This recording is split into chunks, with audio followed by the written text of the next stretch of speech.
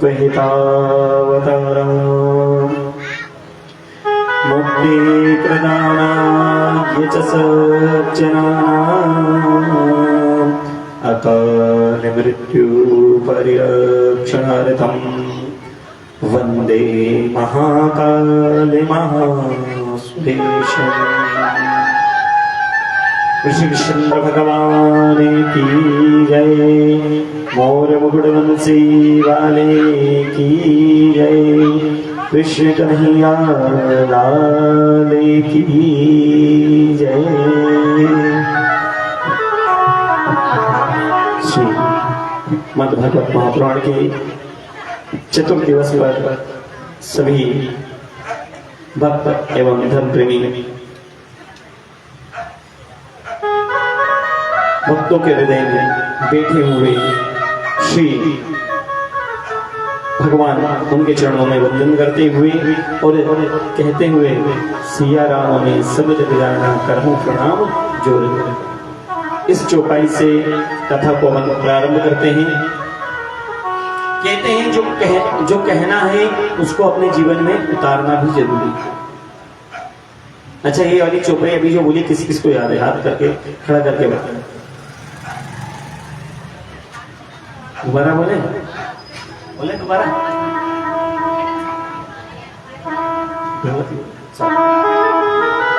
सभी जने दोहराएंगे। सिया राम जय जय, श्री राम जय जय राम, श्री राम जय जय राम, श्री राम जय जय राम, श्री राम जय राम। सिया राम जय जय राम, सिया राम जय जय राम, सिया राम जय जय राम, सिया राम जय जय राम, सिया राम जय जय राम, सिया राम जय जय राम, सिया राम जय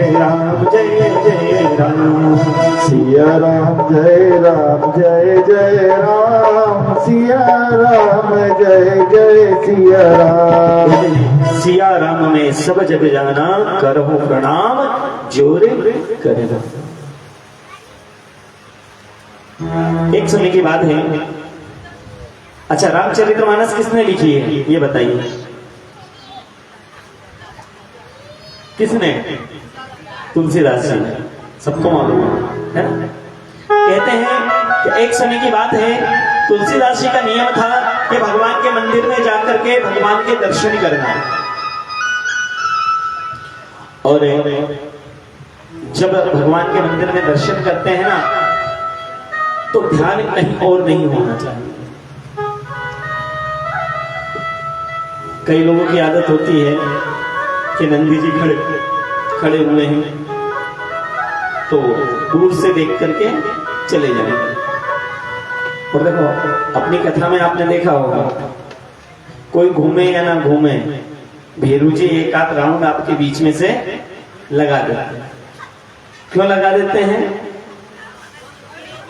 एक आध तो कोई ना कोई राउंड लगा देता है, पर किसी को भी परेशान नहीं करा। 4 दिन हो गए, वापिस आ गए, है ना?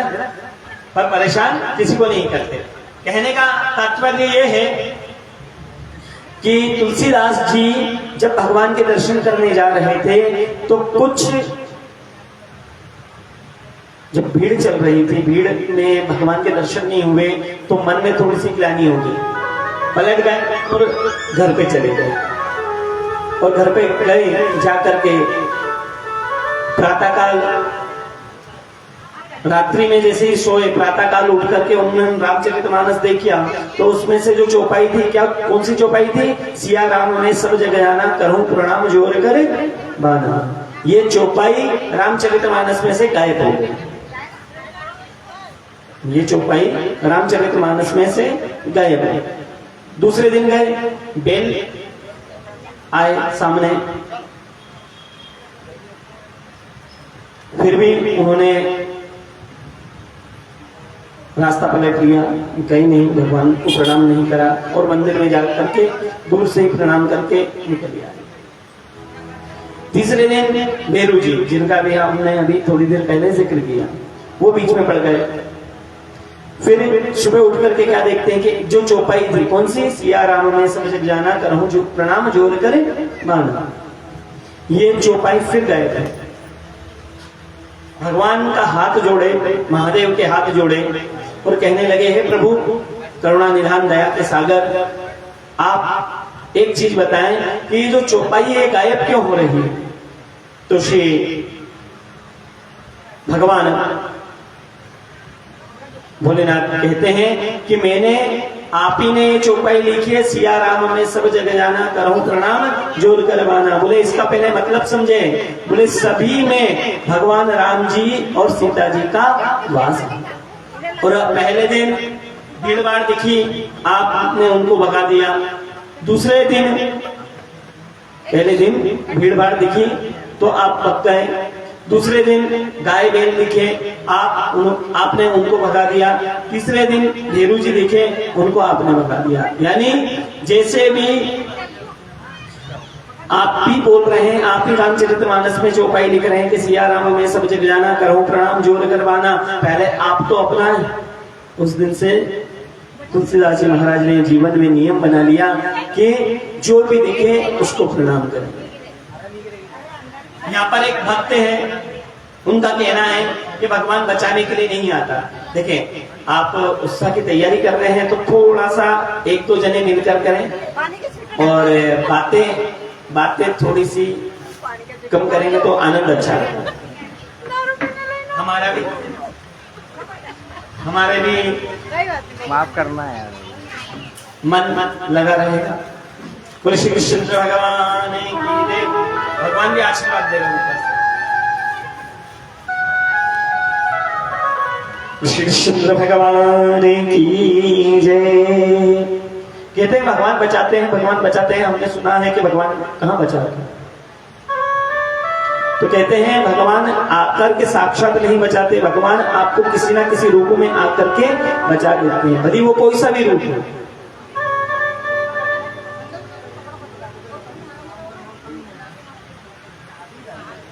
चित्रकूट के घाट घाट पर, चित्रकूट के घाट घाट पर भई संतन की भीड़, भई संतन की भीड़।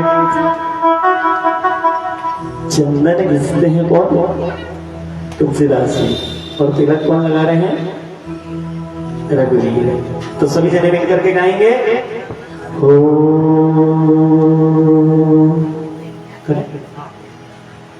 चित्रकूट के घाट घाट पर, चित्रकूट के घाट घाट पर भई संतन की भीड़, भई संतन की भीड़।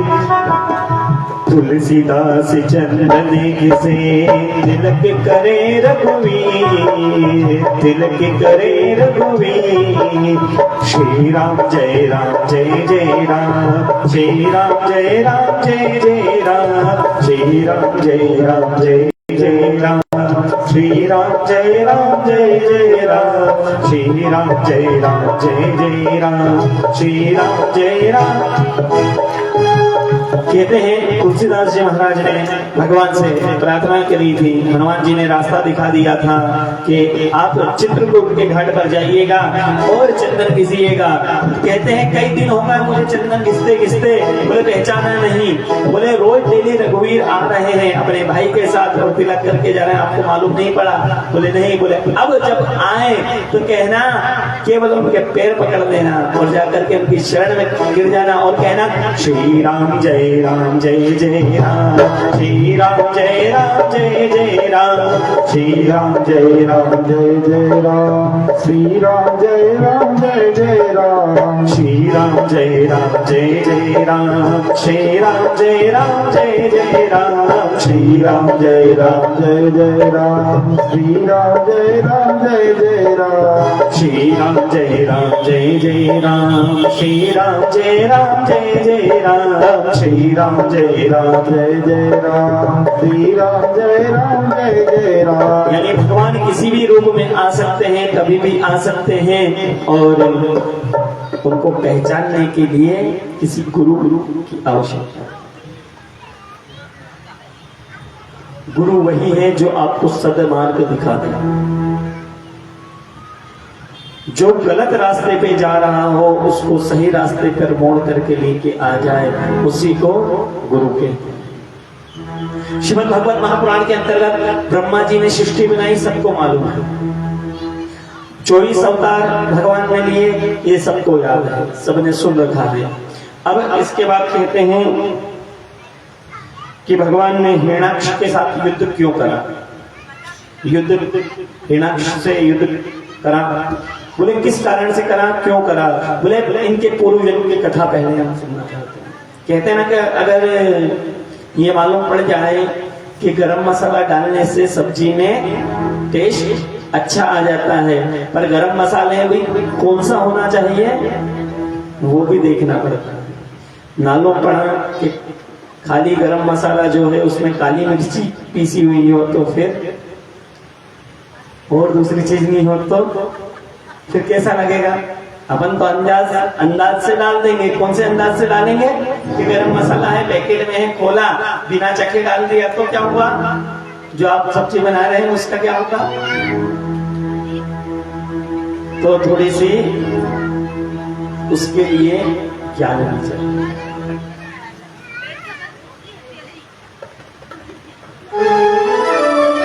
ये पूर्व जन्म में विष्णु भगवान के द्वार पर थे। और देखो किसी ने कहावत कही गई है, चाय से ज्यादा केतली गर्म होती है। अंदर जो जज बैठा है या जो अधिकारी बैठा है वो इतना शक्त नहीं होगा, पर उसके आसपास घूमने वाले ज्यादा। सनक नंदन सनत कुमार चारों ऋषि ब्रह्मा जी ने उत्पत्ति करी और कहा आप सृष्टि का निर्माण करें, उन्होंने मना कर दिया। और उन्होंने ब्रह्मा जी से वरदान मांगा कि बड़े होने के पर विवाह करना पड़ता है, तो हमें ऐसा वरदान दे दीजिए कि हम 5.5 साल से ज्यादा उम्र हो न, हम हमेशा कितने दिखे? 4.5 साल से ज्यादा की उम्र हमारी न दिखे, ये आप हमें वरदान दे दीजिए। बोले ठीक है, आपको वरदान देते हैं। वरदान दिया। और आपको एक और वरदान देते हैं कि आपकी जहां इच्छा पड़े वहां जाकर के आप स्वतंत्र रह सकते हैं। स्वतंत्र रह सकते हैं मतलब कि आपको कोई रोकेगा नहीं।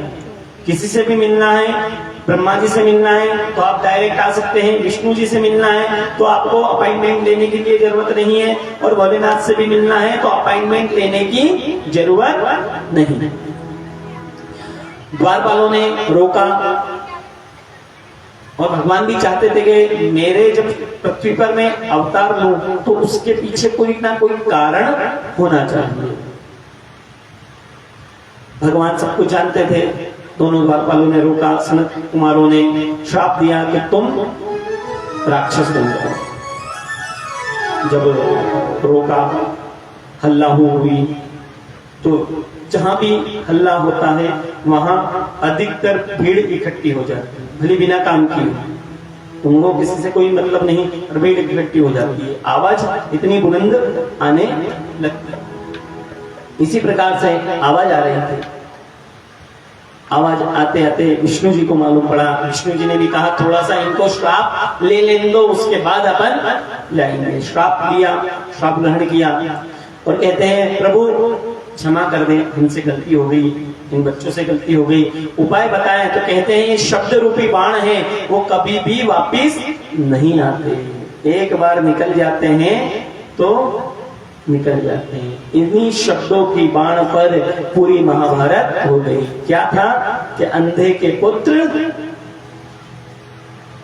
केवल ये इसी शब्द पे पूरी महाभारत। इसलिए किसी संत ने कहा है कि वाणी ऐसी बोलिए जो मन का आपा न खो, और जो मन का आपा खो दे तो क्या होती है? लाख भक्तों की वर्षा। इसलिए हमेशा मीठा बोलने की प्रयास करें। अपने से कोई भी कितना भी लड़ने की कोशिश करें तो आगे रह के निमंत्रण ना दें। और आजकल क्या है कि आजकल आगे रह करके निमंत्रण ले लिया जाए, इसलिए कभी भी आगे रह करके लड़ाई का मौका ना।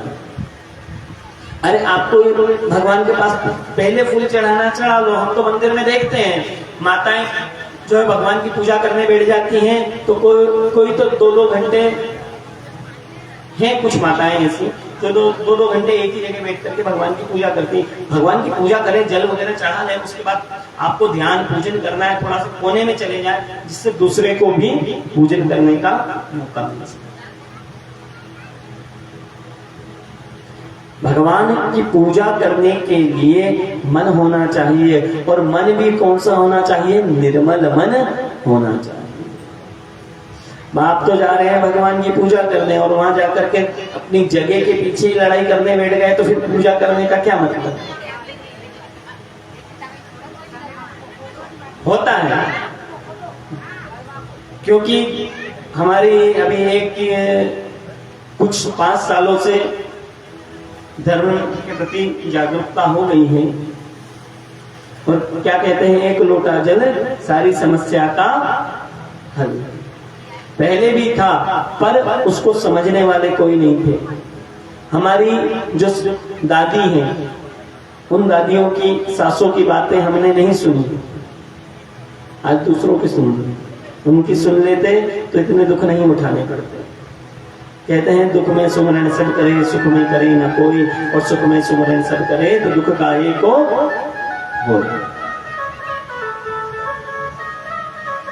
भगवान का श्राप मिला, वही द्वारपाल हिरण्याक्ष और पृथ्वी को रसातल मतलब समुद्र में जाकर के ले गए। भगवान ने वराह अवतार ग्रहण किया, युद्ध करके पृथ्वी को लाए और मनु शत्रुपा को कहा आप जाकर के सृष्टि का निर्माण करें। इस प्रकार से सृष्टि का निर्माण होने लगा। इसके बाद देवहूति जी के साथ कर्दम ऋषि का विवाह। देखो आज के समय में कई लोग कहते हैं कि विवाह नहीं हो रहा, तो पहले के समय में भी विवाह नहीं होता, उसके लिए भी तपस्या करनी पड़ती थी। आपने भी तपस्या करी, तपस्या करके भगवान से वर मांगा, और भगवान ने कहा कि मैं तुम्हारे यहाँ आऊंगा, पर पहले 9 कन्याएं तुम्हारे घर पर आई। उन 9 कन्याओं का जन्म हुआ। 9 कन्या के जन्म होने के पश्चात श्री कपिल देव भगवान का जन्म हुआ। कपिल देव भगवान अपनी जब जन्म हुआ तो भगवान कपिल देव के जन्म के साथ में वहां जाने लगे।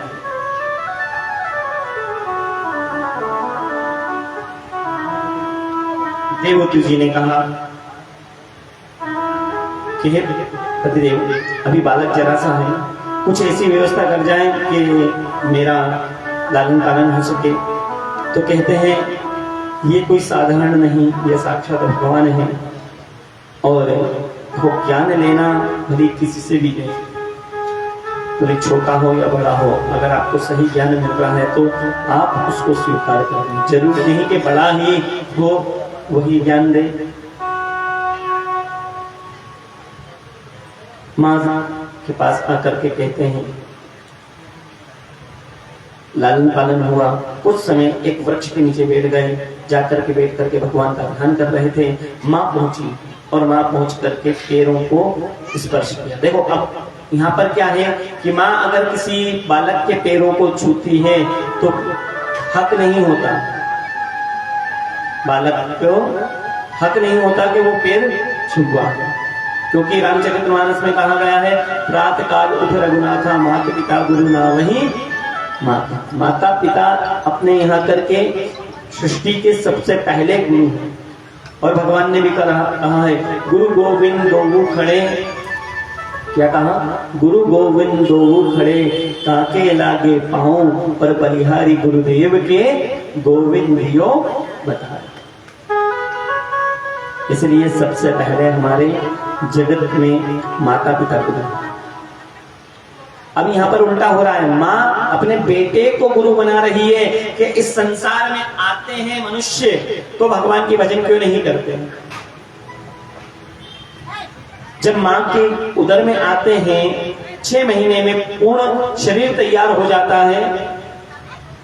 जब पूर्ण शरीर तैयार हो गया, उस शरीर तैयार होने के पश्चात बच्चे को माँ के द्वारा खाया हुआ सब कुछ ग्रहण करना पड़ता है।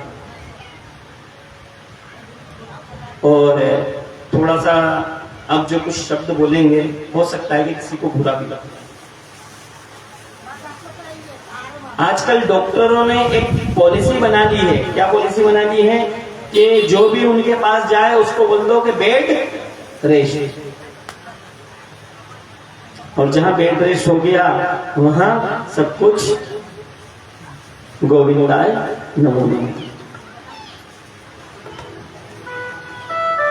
तो पूछते हैं के हे प्रभु ये बताएं आप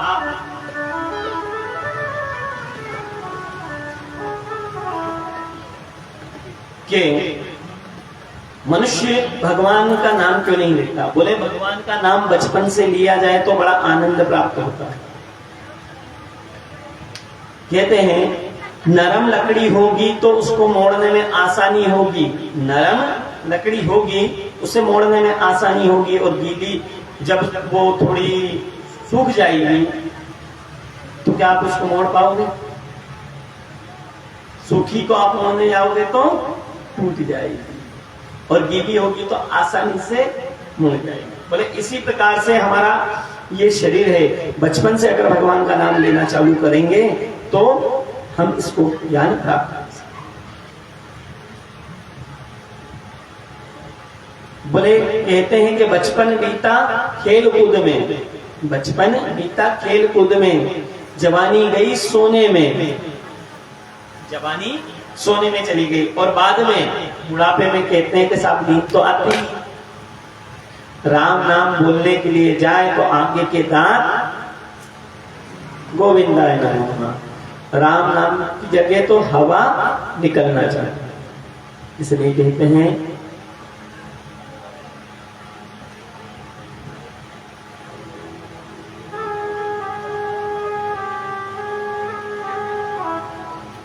नाम लेती बड़ी जवानी बुढ़ापा तेरा इसमें देखा।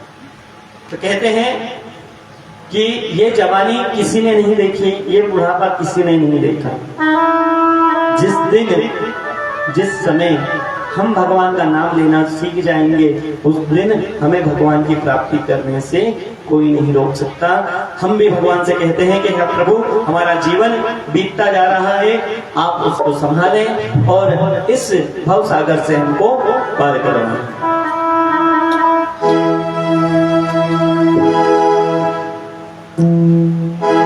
भजन कर मस्त जवानी में बुढ़ापा किसने देखा है। भजन कर मस्त जवानी में बुढ़ापा किसने देखा है। भजन कर मस्त जवानी में बुढ़ापा किसने देखा है। भजन कर मस्त जवानी में बुढ़ापा किसने देखा है।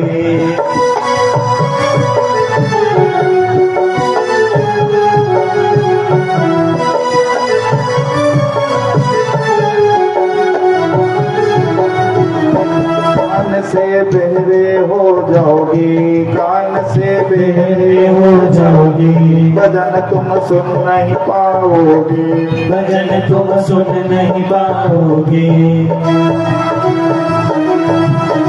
कान से बहरे हो जाओगी, कान से बहरे हो जाओगे, भजन तुम सुन नहीं पाओगे। भजन तुम सुन नहीं पाओगे। भजन सुनो मस्त जवानी में, बुढ़ापा किसने देखा है। भजन सुनो मस्त जवानी में, बुढ़ापा किसने देखा है।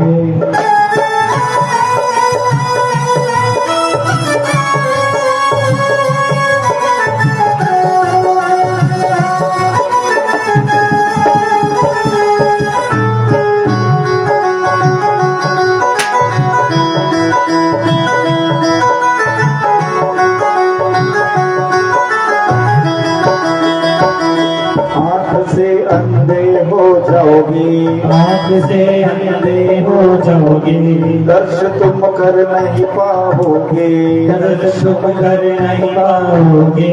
दर्श करो मस्त जवानी में, बुढ़ापा किसने देखा है।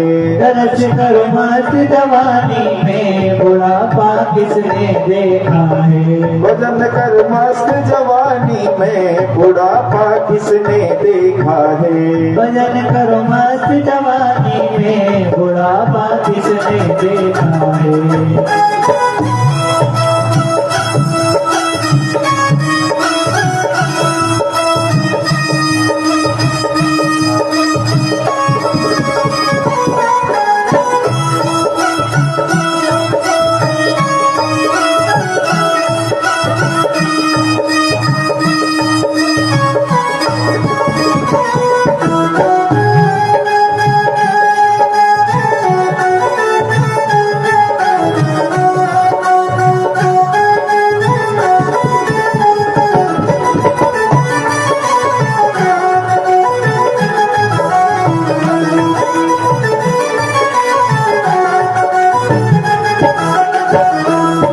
तुम गूंगे हो जाओगे।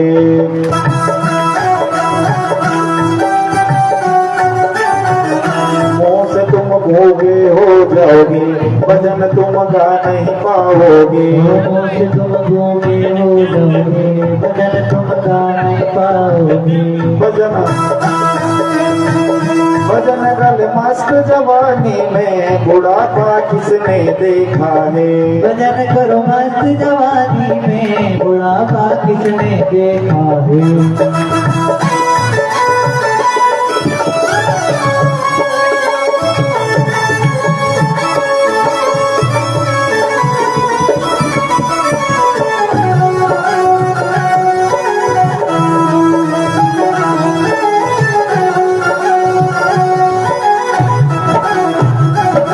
हाथ से लूले हो जाओगे। हाथ से लूले हो जाओगे। दान तुम कर नहीं पाओगे। दान तुम कर नहीं पाओगे। हाथ से लूले हो जाओगे। हाथ से लूले हो जाओगे। दान तुम कर नहीं पाओगे। दान तुम कर नहीं पाओगे। दान कर मस्त जवानी में, बुढ़ापा किसने देखा है। दान करो मस्त जवानी में, बुढ़ापा किसने देखा है। कहते हैं कि कपिल देव जी ने सांख्य योग की परिभाषा दी, भक्ति के लक्षण बताए, भक्ति कैसे करनी चाहिए उन्होंने बताया, और माँ को ज्ञान देते हुए और माँ को कहा कि हे माँ, अब आप भी अपने इस जीवन को भजन करते करते अपने प्रभु विष्णु के चरणों में लगाएं, और हम भी इस भजन के माध्यम से भगवान हमारे भी प्राण जब निकले, जब भगवान हमें आपका दर्शन हो, ऐसा ध्यान करते हुए हम आगे का भजन सुनते हुए आगे के प्रसंग में प्रस्थान करते हैं।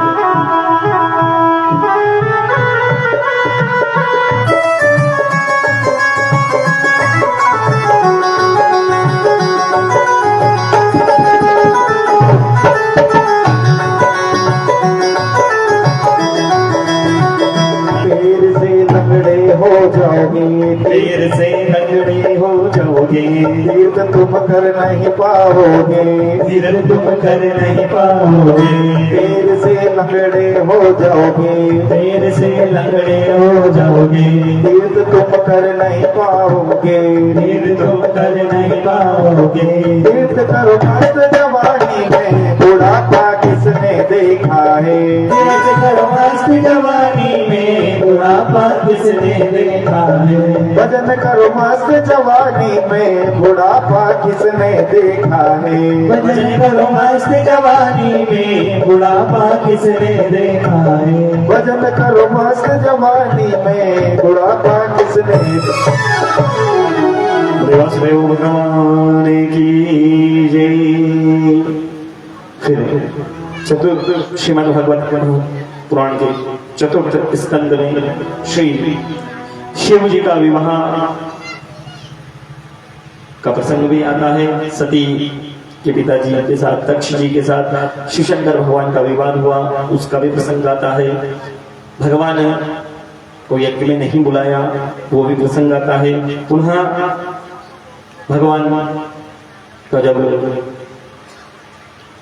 माँ को मना करा के मत जाइए, अपना बुलावा नहीं है, वहां जाकर के देखते हैं पति का सम्मान नहीं हुआ, और माँ ने शिक्षा दी कि जहाँ पति का सम्मान नहीं वहां भले अपने पिताजी का घर हो वो घर भी हमें छोड़ देना चाहिए। ये शिक्षा देते हुए अपने प्राणों को स्वाहा करके वीरभद्र को भेजा, सारा यज्ञ विध्वंस किया, भगवान की स्तुति करके भगवान का ध्यान करते हुए, और फिर भगवान ने यज्ञ पूर्ण करवाया।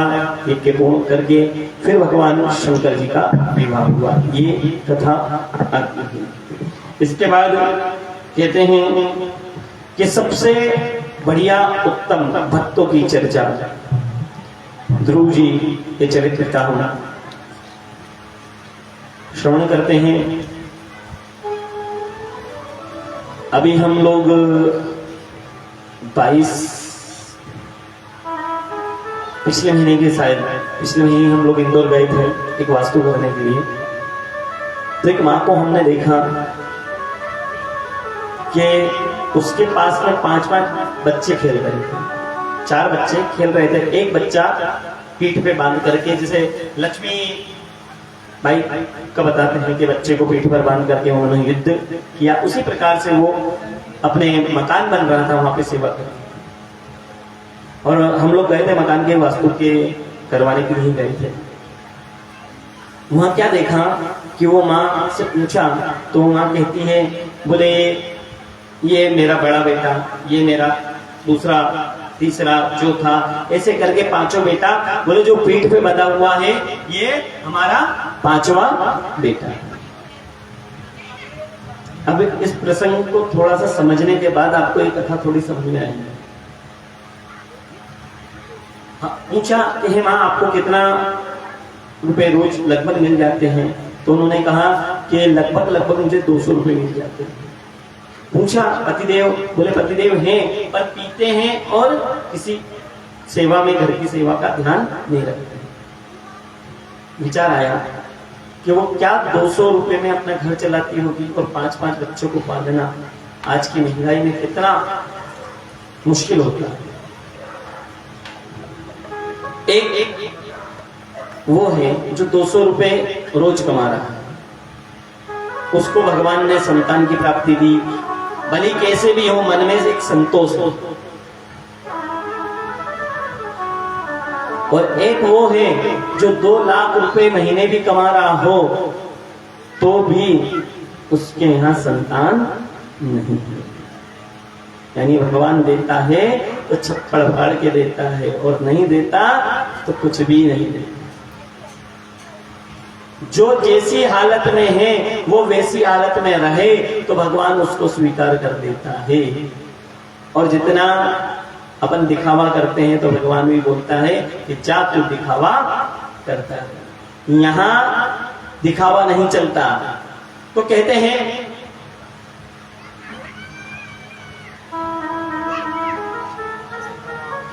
राजा उत्तानपाद आपके एक पत्नी जिसका नाम क्या था? सुनीति। सुनीति बड़ी रानी है और बड़ी रानी के कई समय तक बालक नहीं हुए। और कहते हैं कि माताओं को सबसे बड़ा दुख ये होता है कि अगर विवाह के बाद संतान ना हो तो सबसे बड़ा दुख मां को वही कहलाता है। राजा ने देखा कि बहुत समय हो गए हैं, विवाह को संतान नहीं हो रही, एक काम करते हैं, राजा का तो फर्ज है कि अपनी प्रजा को उत्तराधिकारी देना है, उसके लिए भले कई विवाह करना पड़े तो भी हम विवाह करने के लिए तैयार हैं। विवाह के लिए तैयार है, बोले ठीक है, बिल्कुल विवाह के लिए तैयार है। गए कहीं, वहां जाकर के क्या देखते हैं, राजकुमारी पसंद आई, विवाह भी हो गया, और उसका नाम क्या था, सुरुचि।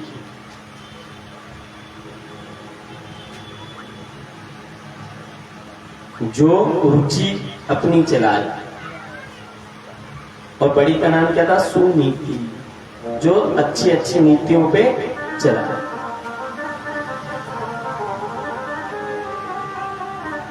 इधर विवाह से लौट करके आए तो क्या विवाह करके जैसे ही आए नगर में तो क्या देखते हैं, वहां पर क्या ढोल ताशे बज रहे थे। राजा ने सोचा कि सबको मालूम पड़ गया कि मैं दूसरी शादी करके आया हूँ, इसलिए खुशी मना रहे हैं। राजा ने पूछा काहे के लिए खुशी मना रहे हैं?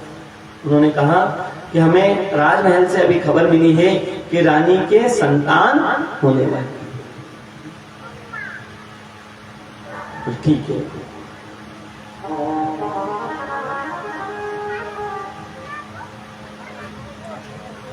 अब जैसे ही मालूम पड़ा संतान होने वाली है, छोटी रानी जो आई थी उन्होंने बोल दिया, क्या बोला कि मैं बड़ी रानी के रहते हुए मैं महल में प्रवेश नहीं करूंगी। राजा ने बड़ी रानी के लिए एक अलग से महल बनवा दिया, और हमेशा सत्संग में जाना, सत्संग में आना उनका काम, सत्संग में ही आना जाने में लगी रहा करती थी। और jैसे ही सत्संग में आती, और अकेले नहीं आती, बच्चे को साथ में जरूर लेकर के आती। जो धर्मात्मा माता होती है, जो धर्म का कार्य में रहती है, वो हमेशा भगवान की ही शिक्षा देती है और अच्छी अच्छी बातें किया करते हैं। बड़े बड़े प्रोग्राम कर रहे हैं तो अब स्पेशल इनवाइट नहीं हुआ होगा। श्री कृष्ण भगवान की जय, मोर मुकुट बंसी वाले की जय।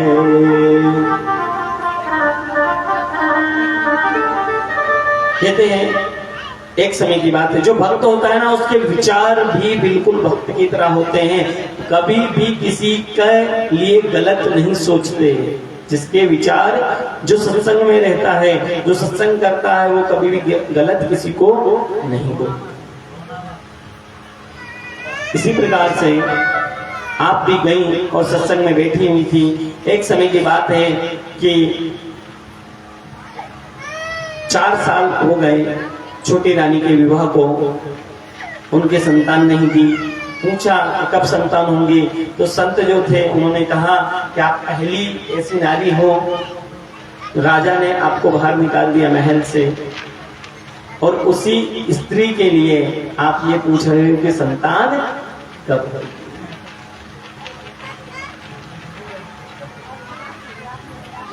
बस आपने पूछा है, अच्छी बात है, भगवान के आशीर्वाद से बहुत जल्दी संतान होगी। भगवान का आशीर्वाद हुआ, संतान प्राप्त हुई, और संतान अच्छी संतान प्राप्त हुई। देखो, बालक को आप जो सिखाओगे वही बालक सीखेगा। इसीलिए अभी भजन में बनने गाया था, बुढ़ापा किसी ने नहीं देखा। गुरु जी महाराज सत्संग में जाते थे, भगवान की सत्संग सुना करते थे। एक दिन मन में जब छोटे छोटे दोस्त जब होते हैं तो आपस में चर्चा करते हैं, तुम्हारे माता का तो हमें पता है, तुम्हारे पिता कौन है हमें अभी तक मालूम नहीं। जब उनको मालूम पड़ा, माँ के पास आते हैं, माँ मेरे पिता कौन है? तो कहते हैं जो इस नगर के राजा हैं वो तुम्हारे पिता हैं। बोले मैं पिता के पास जाना चाहता हूँ। माँ ने कहा ठीक है चले जाओ। गए और जाकर के क्या देखते हैं, राजा की गोदी में बालक बैठा हुआ था। गुरु जी महाराज ने विचार किया कि मैं भी, कोई बात नहीं, कान्हा जी आने वाले, उनकी खुशी में थोड़े से पटाखे भी बजने चाहिए। कहने लगे, हे प्रभु, का ध्यान करते हुए, पिताजी पिताजी पिताजी। और किसी भी बालक की तोतली वाणी को सुनने के लिए माता पिता के कान इतने तरस जाते हैं कि माता पिता के तो ठीक है, आस पड़ोस में जो रहते हैं वो भी बड़े आनंद प्राप्त करते हैं। छोटी छोटी जो लीलाएं होती हैं उनको देख करके बड़ा आनंद प्राप्त होता है। ये वाली आनंद की कथा तो अपन कल कन्हा बाबा हमारे कृष्ण कन्हैया जी की जब लीला चलेगी तब अपन इसको विस्तार से लेंगे। तो कहते हैं, हे पिताजी, गोदी में बैठना है। माँ ने कह दिया नहीं। अब यहाँ पर केवल ये बताया जा रहा है, जो सत्संग करता है उसकी वाणी कैसी है, जो सत्संग नहीं करता उसकी वाणी कैसी है। तो कहती हैं कि अगर तुम्हें तुम्हारे पिता की गोदी में बैठना है तो तुम जंगल में जाओ, जंगल में जाकर के तपस्या करो, तपस्या करके भगवान से वरदान मांगो। क्या वरदान मांगो भगवान से? भगवान से ये वरदान मांगो कि तुम जन्म लो मेरी गोदी से, तब जाकर के मेरी कोख से तुम जन्म लो, तब जाकर के तुम तुम्हारे पिता की गोदी में बैठ सकते। अपनी कोख को उन्होंने भगवान से भी बढ़ करके बता दिया। ये नारी स्वभाव है, जिसको घमंड सुन करके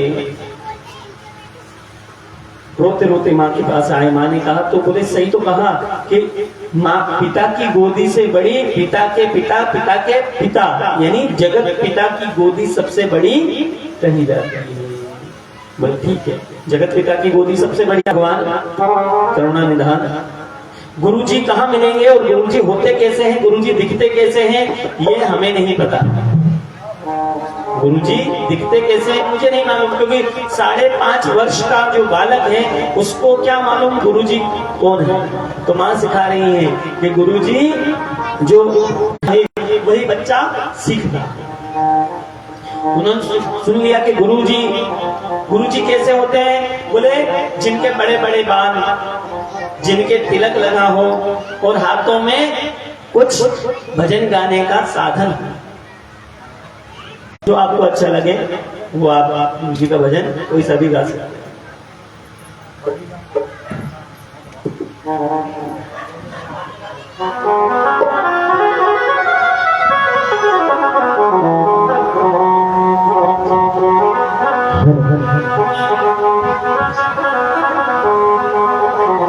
बारी जाऊं हो बुरा बलहारी जाऊं हो, अरे बारी जाऊं हो बुरा बलहारी जाऊं हो।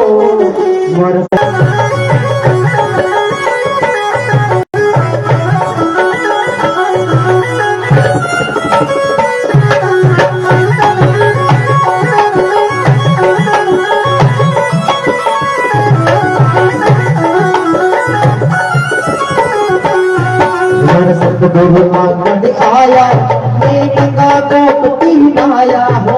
सतगुरु आंगन आया, मेघ का गोमती आया। सतगुरु आंगन आया, मेघ का गोपति आया हो। सतगुरु आंगन आया, मेघ का गोमती आया। मर निर्मल हो नहीं पाया, निर्मल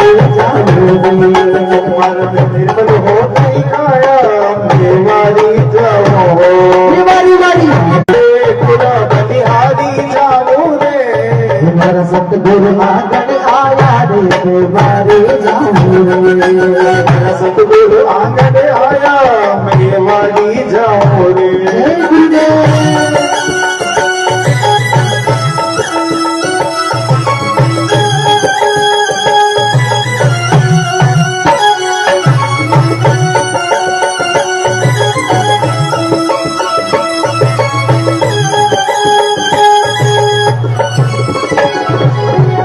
सतगुरु कीना हर भाव उदय मारा सतगुरु दर्शन दीना मारा भाग उदय कर दीना सतगुरु दर्शन दीना मारा भाग उदय कर दीना हो मारा सतगुरु दर्शन दीना मारा भाग उदय कर दीना मारा सतगुरु आंगन आया तेरे बारे जाऊं रे मारा सतगुरु आंगन आया मैं बारी जाऊं रे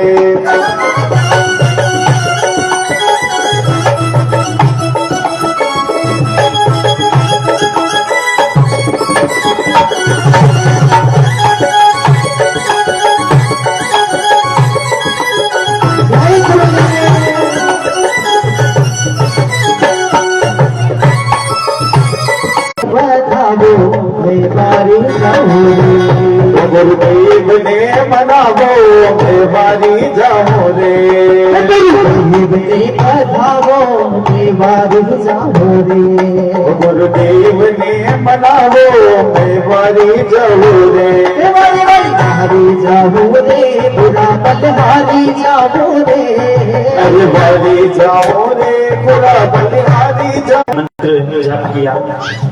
मंत्र जाप करके पहले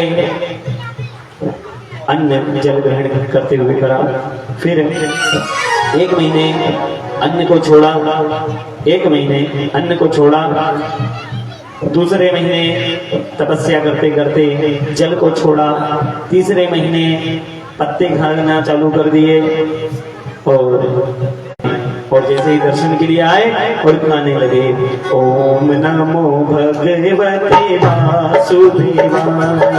ओम नमो भगवते वासुदेवाय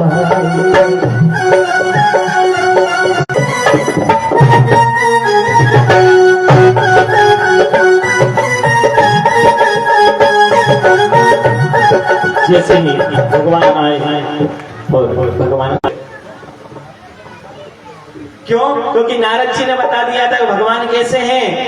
बोले बिल्कुल शांत शेष सैया पर विराजते हैं, माता लक्ष्मी उनके चरणों में सेवा करती है। आवाज लगाई मैं भगवान हूं, कोई असर नहीं हुआ। हिलाया, बोले कोई असर नहीं हुआ। तो कहते हैं इनके हृदय में जो मेरे हाथ जोड़ करके विनती करी कि हे भगवान मेरे को कुछ नहीं आता, अनाराम मेरी माता ने सिखाया है, वो अनाराम मैं बोल देता हूँ। मैंने सुना है कि इन्हीं सभी अक्षरों में से आपकी स्तुति निकली गई। और जैसे ही भगवान को कहा, भगवान ने अपना शंख टच करा, तुरंत बिठाया और बिठा करके बड़े प्यार से हाथ फेर रहे हैं। जैसे कोई पिता अपने बालक के बिठा करके उसके सर पे हाथ फेरता है, आराम से प्यार कर रहे हैं। वर मांगो, बोले कुछ कोई वर नहीं चाहिए। बोले कुछ ना कुछ तो वर आपको चाहिए होगा। बोले कुछ नहीं चाहिए, आपकी गोदी चाहिए थी, आपकी गोदी मिल गई। उन्होंने कहा, भगवान कहते हैं कि तुम 36,000 गाड़ी वाला, जरा होले होले, जरा धीरे धीरे गाड़ी, जरा धीरे धीरे गाड़ी भागो, तुम्हारा नाम गाड़ी, तुम्हारा नाम गाड़ी वाला। जरा धीरे धीरे गाड़ी हाको मेरे राम गाड़ी वाला।